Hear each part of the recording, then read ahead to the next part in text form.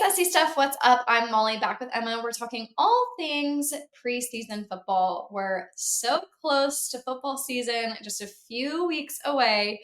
Today, we're going to be talking all things Tennessee. Obviously, Tennessee has been struggling with a lot of drama this year. We've talked about it quite often on our TikTok page. We're excited to kind of dig down deeper today, talk about this three-way race that they've got going on with quarterbacks and more. Emma, how do you feel about Tennessee as a whole for this year? Well, Tennessee's entering a transitional season after reaching the 2024 CFP. Josh Heupel is entering his fifth year. He's been 37-15 overall, 20-12 in the SEC. But obviously, Nico Iamaleava's shocking transfer to UCLA has really reshaped expectations for this next year. The team is now looking to senior Joey Aguilar, plus freshman Jake Merklinger and George MacIntyre. So, who will be Tennessee's starting quarterback? Can they still be competitive? I am worried that the CFP is now likely out of reach, but this could be a big development year for them. They have to be absolutely consistent, but I think they need to reshape expectations, which is sad coming off a year that they did go to the college football playoff. So, how are you feeling about this QB race? I am leaning towards I think they should put Joey in. I think he's a veteran. I think he's a senior. I think he's had some really good experience. It's a little bothersome that this is his third school. I think that's kind of crazy to I don't know. Maybe I was in a different day where you just went to one school, maybe two. Um, but yeah, I would lean towards him just because I think with a rookie season, there's just so much to risk right now, I think, for Tennessee. And I would really like to see how Joey plays in the first couple games. That's where I'm leaning towards personally. I'm hoping that their coaching staff is also leaning that way. I'm sure they are. I also would feel terrible for him if they were like, "We're going to put this freshman in over you. You played."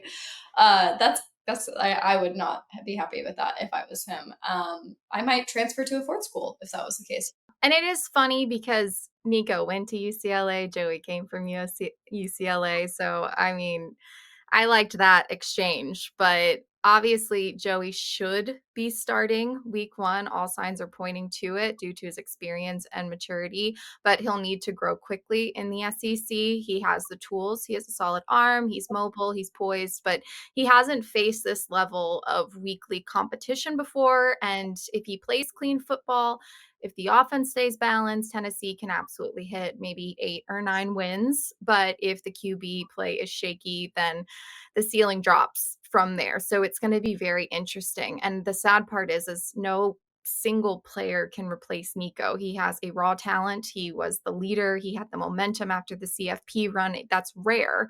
But the Vols have done a solid job in reloading.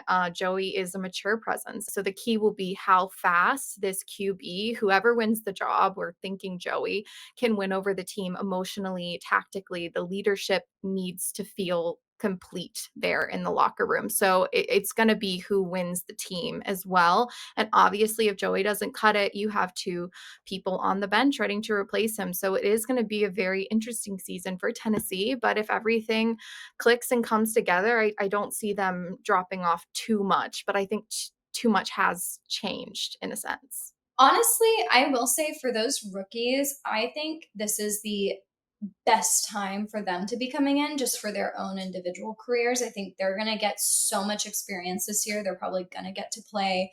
They're probably going to get a lot more playing time than normally they would have, especially if Nico would have been there. So I think this is kind of good for them on a personal note. I just think as a whole, as a team, it kind of is like, the yikes. I wish Tennessee the best of luck. I do think though, they have a solid coaching staff. They do have a solid team outside of all of that drama. So we'll just have to see how it goes.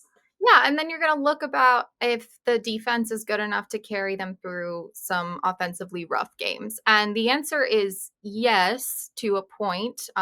Tim Banks's unit returns enough experience to be a top 5 SEC defense again, especially in that front 7. But losing multiple DBs to the transfer portal could really expose them against pass heavy teams like Alabama and Oklahoma. So those are games that we really have to look at here. So if Tennessee is struggling to score, especially on the road, the defense may need to be leaned heavily on, and the depth in the secondary could be tested fast. fast. But the offense does have some weapons. They have this new Duke transfer, Star Thomas. He could be a big breakout that the Vols really need here. He brings that SEC ready toughness. Nico struggled a bit throwing last year, so maybe this offense will operate a little bit better. So we'll see. Yeah, I mean, I'm looking forward to it. I think it's going to be a good season for Tennessee. I think it's going to be a big. I don't even think Tennessee was supposed to be in a rebuilding stage, but they're all now in a rebuilding stage. I think they were going to be one of the teams that was kind of solid this year. So unfortunately, now they're kind of like swept with it with everybody else that's rebuilding. So, but you know what? I think it's going to be a good year for them. Like you said, I think if as long as their defense is on it, I think it's all going to be good. And as long as everybody is meshing well with this new quarterback, I think that's a big kicker too. So Yeah, and I mean, we're wondering if Tennessee can win enough on the road to stay in the top tier of the SEC. So, I mean, they have to play Alabama, Kentucky, Mississippi State, and Florida.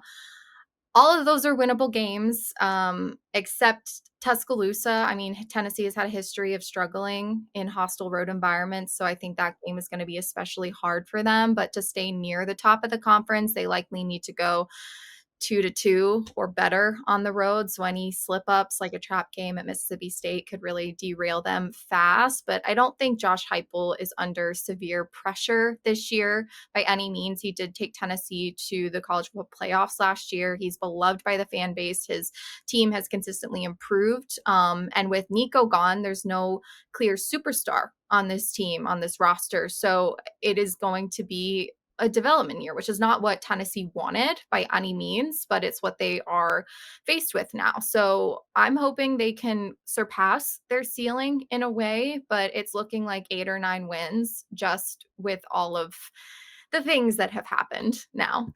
All right, so they open versus Syracuse. They're playing at Mercedes-Benz Stadium. LSU transfer Ricky Collins is going to start for Syracuse, so he's not unfamiliar to being in the SEC. But I do think Tennessee will pull this game out comfortably. So I think this is the first test to see how the new QB does and if they can protect him. But we are going to lean heavy on that defense here, and I think it's be an easy win for them. And then we play East Tennessee State. Again, this will be a very easy win. But then we play Georgia, playing Georgia very early, actually. oof, oof, buddy. I feel like they were like, here, we're gonna give you the two easiest games of the year right here for you, just so we can punch you in the face with Georgia on the third Oh, week. yeah. Did to this poor team. Oh, It's gonna be really rough, but they are at home, which is good. Gunnar Stockton is gonna lead UGA this year. We saw him at the end of the year after Carson Beck got hurt, and he is able to manage the team effectively. So this is gonna be a battle of two elite coaching staffs, but I just don't think they're gonna be ready to beat UGA that early in the year with so many changes that have happened in the offseason. But if they can pull off an upset game here, I this could be very interesting. So that is definitely a game we will be watching closely because it's going to say a lot about both of these teams this year. yeah, I think obviously Stockton got to kind of prove himself on Georgia last year, just with the Texas games, unfortunately. Yeah, I still have issues talking about that. Anyways, I feel like he definitely proved himself worthy to be a starter, and I think Georgia is not going to hurt with Carson Beck leaving, in my opinion. I think they have a great quarterback in place. That does make me nervous for Tennessee, just because A, we've talked about this defense, and B, we don't have a solid quarterback. Or not we, Tennessee does not have a solid quarterback. So it's just it's definitely hard. And I also think, Georgia, you're playing Kirby Smart. So I It'll be hard. I don't think it'll be a blowout. I don't. But I think Georgia could win by a touchdown at least. And I mean, we'll see. We will see. If Tennessee can win, it'd be great.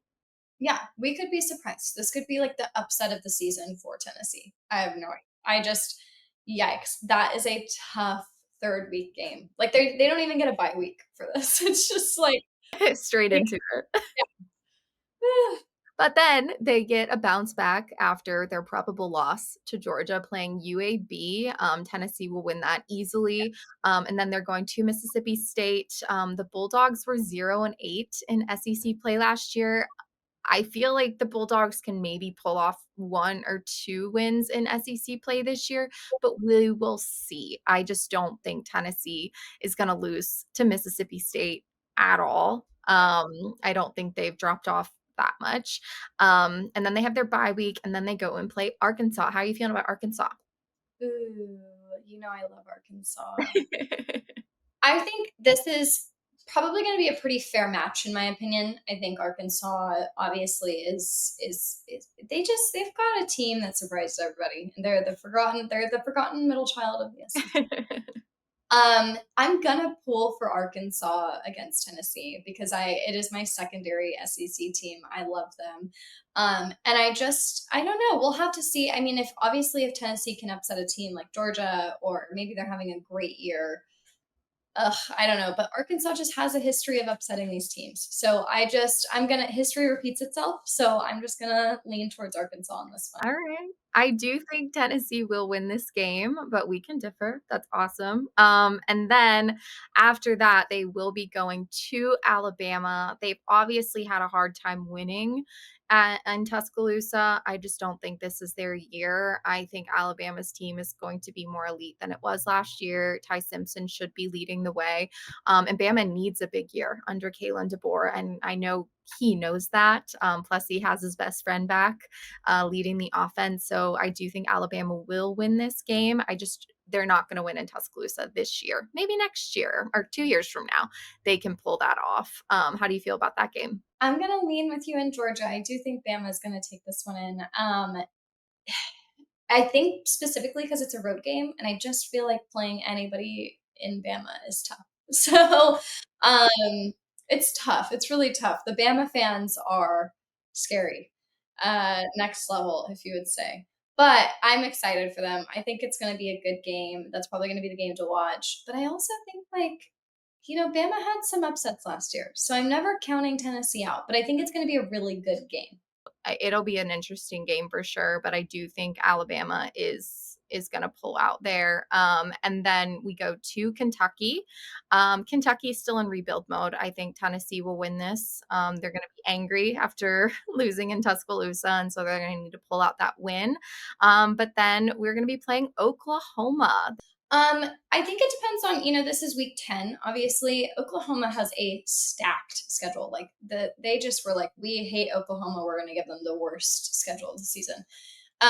It's really tough. So I'm actually worrisome that Oklahoma's going to be beat down by week 10. That's more so what I'm thinking personally.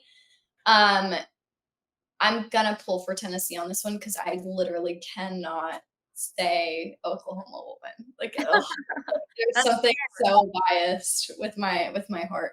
That's Um, fair. My worry here for Tennessee is their offense, and so mhm. I'm like, and Venables historically has good defenses and physical defenses, and I just don't know if Tennessee's going to be able to put up enough points in this game, but we'll see. Yeah, we'll absolutely see. We never know. This is such a weird year for Tennessee just with their whole quarterback situation. But yeah, I really do think Oklahoma has such a stacked schedule, which we can talk about in another episode. It is bothersome to me that they're playing Tennessee on week 10. I think that is rough. And I think they've got some really tough games the first few weeks. So we'll just have to see how they do. But good news after that is they do have a bye week. Then they play New Mexico State. This should be a much needed confidence boost. This will be a blowout game.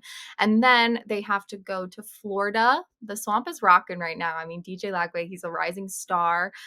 Florida's defense, I think, will lock down the Vols. I don't think the Vols can win this game with how I see Florida's season going next year, especially with all the changes that have happened at Tennessee.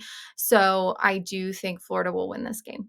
I just think it's definitely a team that Tennessee should not be playing, but here we are. We're going for it. And like you said, DJ Lagway is just he's healthy this year. And I think as long as he comes back healthy and he stays healthy, I think Florida is definitely a scary team to play. Yeah. And then finally, they of course have their rivalry game against Vandy. Diego Pavia is going to try to spoil UT's season, and we're going to see how that goes. I do think that Tennessee will win their rivalry game against Diego and the Vanderbilt team, but we will see. Diego's scary. No, that's like definitely that little man. He's just always running. Yeah, I definitely think the Tennessee will pull through on Vandy, but Vandy's known to upset, so we'll see. We'll see. I mean, they've been keeping it close last year, so I'm excited to see what they do as well. But this is going to be a very interesting season for Tennessee. I do think they're going to fall around 8-4 or 9-3, um, which is not where they should have been. They should have been back in the playoffs with how they were last year. It should have just been a continued growth of for this season, but because of the shakeup at QB, the person they've built everything around. It's unfortunate for sure, but I don't think it's impossible that they make the 12-team playoff, but they will need big wins over teams like Alabama and Oklahoma and Georgia and Florida. But and these are hard asks. So we will see. And one of these QBs could have a breakout year and be absolutely spectacular. So it would take a lot, but they could make the CFP, but I just think this year is unlikely, which again is sad based on how they were last year. And Yeah, I mean, just look at how quick that can change, though. Oh my goodness. Yeah. I wish them the best of luck. I don't see them making the CFP, unfortunately. Um, it's tough. It does suck for Tennessee because they've kind of been such they were top 5 last year, they were, like, such a staple in the SEC, and it does suck for them, but, I don't know, we will have to see how Joey does. I'm hoping to see some rookies in action as well. I hope we get to see, them on their first year. I think that's gonna be fun for them, and we'll just have to roll with it. we will. And I know we have what, like 6-ish weeks Mhm. before college football starts, but Netflix is giving us a little early surprise with a new documentary about the SEC. So maybe we'll see some stuff in there, learn some new things about what happened last season, fall in love with these players all again. I know I saw some players in there like DJ Lagway and stuff that are being highlighted. So I mean, this is going to be an exciting little documentary to watch on August 5th. So we'll be watching it. We'll be talking about it with you guys. But we are still going to be highlighting the rest of the teams. Let us know how you feel Tennessee is going to do next year. Is 8-4 mean? Should we give them at least 9-3? We're going to see. There's so many changes there. But let us know what you guys feel in the comments. Make sure to like, comment, and subscribe. And we will see you next time. Bye bye.